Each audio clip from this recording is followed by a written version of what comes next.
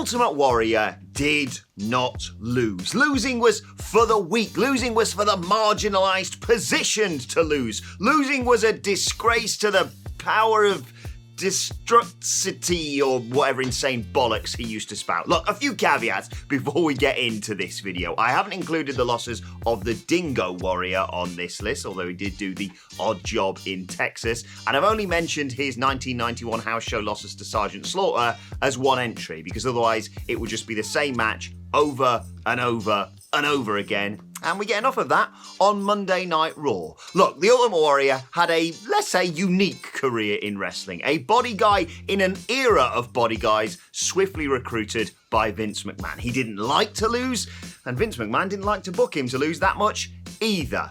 He didn't even job out to Santa Claus. With that in mind, I'm Adam Wilborn from What Culture, and this is the Ultimate Warrior's 11 losses from cleanest to screwiest. Number 11, Andre the Giant. This one is sort of shrouded in urban legend, with some claiming on message boards that Andre basically just sat on the Ultimate Warrior to get the victory. I heard he took a shit on him as well. In reality, what happened was, we were a year after WrestleMania 3, we're in Andre's later years, he's kind of incapable of doing certain things. So effectively, Andre beat Warrior with a big boot and then a sit-down splash. But what actually happened was Warrior ran at Andre in the corner. Andre lifted his leg up, Warrior ran into it, and then rather than hitting a sit-down sort of splash, Andre just sort of used the ropes to lower himself down onto Warrior's chest for the 1, 2, 3. Clean rating? Yes, I've got my rating system back again. Nowhere near the taps, brother. Number 10, Rick Rude. It will come as no surprise to you this, but Vince McMahon is a ruthless bastard. He already had his eyes set on Hulk Hogan's replacement months before WrestleMania 3, but then Tom McGee didn't really work unless he was wrestling Bret Hart, which makes it all the more insane that Vince McMahon would book his next musclehead to lose in the middle of the ring clean to Rick Rude on the precipice of a year in which he made his unassailable rise to the tippy top. He lost months into his proto-Goldberg run, in which he ran through all and sundry in a matter of minutes from day one. All we can guess, I suppose, is that Rick Rude's body looked particularly fantastic that day. And what a day that would have been. Clean rating? Well, cleaner than his piss, that's for sure. Number 9, Dino Bravo. It's the sort of result we don't really get nowadays because, well, Vince McMahon is a lunatic, but Dino Bravo defeated the Ultimate Warrior in a ultra-rare pinfall victory in his home city of Montreal. You know how it works nowadays, of course. If a wrestler is wrestling in their hometown, they have to lose, so we can have scenarios like this play out in the crowd. Daddy, why did my hero lose? Well, son, it's because you and he are from round here and we all suck. And smell. Regardless, Vince McMahon used to get it, hence why Dino Bravo defeated Ultimate Warrior in a shock, let's be perfectly honest, whilst he was on his rise to superstardom. Although, to protect his investment, I suppose Dino Bravo did use the ropes for a bit of leverage to eke out the pinfall victory. Clean rating? There's another month left in these jeans. I mean, they're only jeans after all. There's a layer between them and your disgusting, sweaty perineum. Number 8, Outlaw Ron Bass and One Man Gang. An ultra-rare televised loss here for the Ultimate Warrior. I mean, it wasn't clean. He never lost on television clean, but it was notable. I mean, Ron Bass could have taken the fall at the end of the day, couldn't he? But still, some things to enjoy in this. Gorilla Monsoon's, let's say, disingenuous tone when he introduces this tag team classic taped for prime time wrestling early on in Warrior's run because, well, on one side of the team, there's Don Morocco, whose spots look good. And then there's Ultimate Warrior, who at one point tries to throw One Man Gang to the outside using his armpit rather than his arm. Anyway, the match descends into a massive schmoz when Junkyard Dog comes down to try and counter the cheating of Slick, and then the result is awarded to the heel team as a result, basically. Clean rating? Yeah, like wearing your boxers inside out after a slight wash miscalculation. Number 7, Macho Man Randy Savage. Savage, ahead of their incredible retirement match at WrestleMania 7, defeated Warrior on a whole host of occasions as 1990 drew to a close at house shows. Now, details are once again kind of scarce here, but invariably it involved a count-out following shenanigans, you know, when that method actually used to work to get crowd heat. But still, that's how it happened. I sincerely doubt they used the whole scepter shot thing to the head before the 1991 Royal Rumble, although that would go away to explaining Ultimate Warrior's behaviour, so who knows. Clean rating, like a student sink when they discover, hey, I don't even need to leave the room to go for a piss. Number 6, the Honky Tonk Man. Weirdly, on the touring loop following the Intercontinental Championship going to the Ultimate Warrior after he defeated Honky Tonk Man at SummerSlam 1988, the deposed champion was actually booked to go over the new babyface sensation on a whole host of house shows via countout. He defeated him on the East and on the West Coast by having Jimmy Hart lure Warrior out to the outside and then, well, basically just jump on his back. But don't worry, I'm sure Warrior took those losses really well.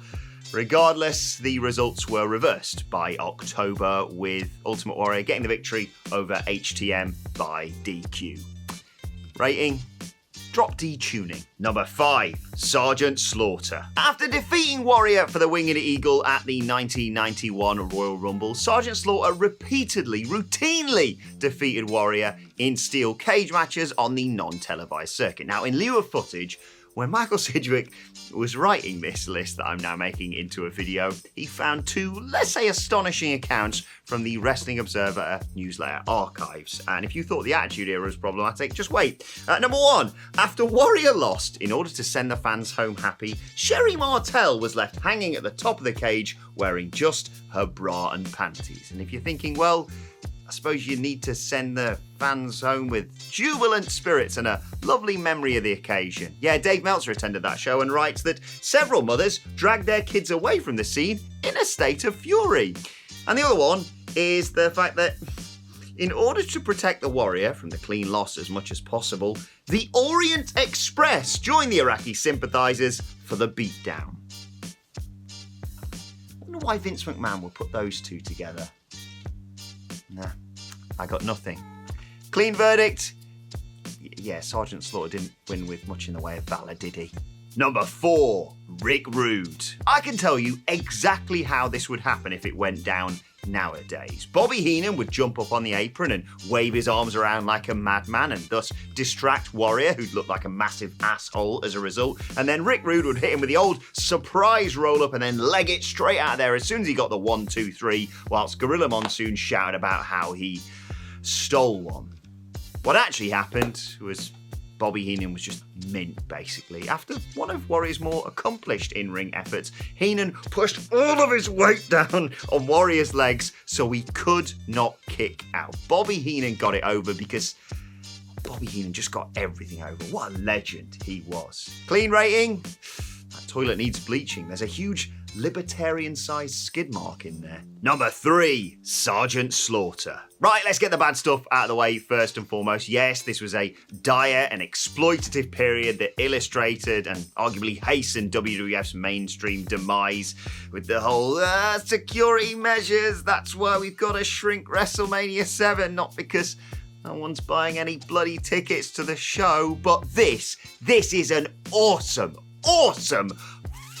finish. From the moment it begins, Warrior just immediately jumps Sergeant Slaughter and General Adnan, and then in comes Randy Savage, who almost trips over Warrior because he's so invested in the intensity of his performance. Sherry tries to get involved, and for that she takes a horrible looking bump into Randy Savage, but this allows Sergeant Slaughter to bring the neck of Warrior on the ropes, and that creates an opening for Randy Savage to just nail Warrior with that scepter shot. Jesus, Randy, you didn't need to lay it in that snug. My God. Like I say, just spectacular and an awesome way to pave the way for WrestleMania. Clean rating? Yes, that t-shirt does have pit stains. There's still looks superb. Number 2, the Nasty Boys. In order to build the babyface versus babyface Randy Savage versus Ultimate Warrior match, they went for the traditional and ultimately cliched method. Miscommunication from the babyfaces caused them to have a bit of an argument on the outside, in which Randy Savage also seems to instigate some sort of pose-off between the two of them. But then later on, whilst another miscommunication has happened, and that's got all Randy Savage het up, well, Earl Hebner's trying to calm him down, and Brian Knobbs seizes this opportunity to twat Ultimate Warrior with the steel ring steps. You know, back when blunt force trauma used to actually cause harm. They use all the typical tropes to protect the babyfaces in here. There are weapon shots, there are ref bumps, there are double team run-ins, there are even more weapon shots. And then the match ends when Ultimate Warrior chases Ric Flair to the back and gets counted out. Yep, they did all that for that. Clean rating? Not exactly clean as a whistle, but then Ultimate Warrior doesn't know much about them, does he? Number 1, Hulk Hogan. Hulk Hogan doesn't seem to have too good a grasp as to what is and what isn't hot. There was the water in Dungeon of Doom. It's not hot, he exclaimed. Not, it's nice and warm, or it's cold. It's not hot, he shouted. There's the time he put sun lotion on his own daughter's arse cheeks. You know, arse cheeks that people can generally reach themselves. It's not like shoulder blades. It's not hot, Hulkster, just to let you know. And then there was the climactic fireball spot from his 1998 Halloween Havoc match with the Ultimate Warrior, which was hot and horribly botched. I don't know what you want me to say about this match. It's just awful. It's crap. It's lazy. They do bloody tests of strength in a shoddy parody of 1980s wrestling. This is a tribute to Pat Patterson's layout genius and literally nothing else. Hulk Hogan got his wing back, brother. Clean rating? Like skipping a shower in a Brit Rest locker room. And that's our list. Did we miss any out? Let us know in the comment section below. And don't forget to like, share, and subscribe. And subscribe to What Culture Wrestling on either iTunes, Spotify, wherever you get your podcasts from, for daily wrestling podcasts. Plus, you can let us know your thoughts on Twitter at WhatCultureWWE. You can follow me there at Adam Wilborn. Thanks for watching. Thanks to Michael Sidgwick for writing this. And we will see you soon.